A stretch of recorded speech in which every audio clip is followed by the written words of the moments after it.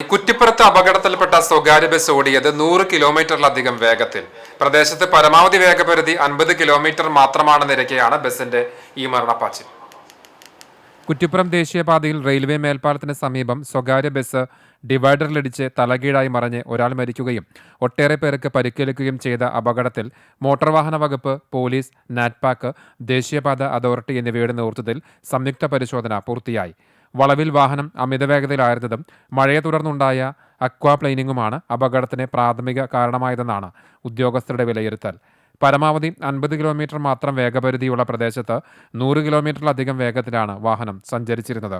മഴയുള്ള സമയത്ത് ഇത്രയും ഉയർന്ന വേഗതയിൽ വളവ് തിരിയാൻ ശ്രമിച്ചപ്പോൾ നിയന്ത്രണം നഷ്ടപ്പെടുകയോ ഡ്രൈവർ പെട്ടെന്ന് ബ്രേക്ക് ചവിട്ടിയതിനെ തുടർന്ന് വാഹനം വഴുതിമാറുകയോ ചെയ്തിരിക്കാമെന്നാണ് അനുമാനം.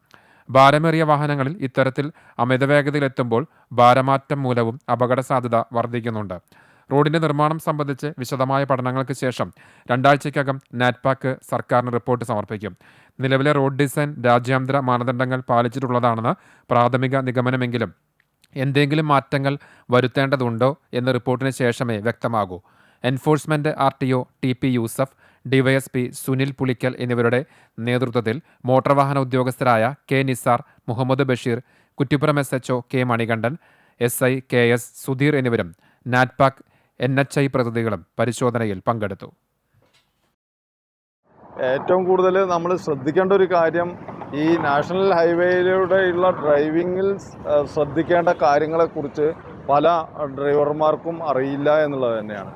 ഇവിടെ ധാരാളം വാർണിംഗ് ബോർഡുകൾ നമ്മൾ വയ്ക്കുന്നുണ്ട്. ഇപ്പോൾ ഈ ഒരു ടേണിങ്ങിൻ്റെ തൊട്ടപ്പുറത്ത് തന്നെ നമ്മൾ സ്പീഡ് കാണിച്ചിട്ട്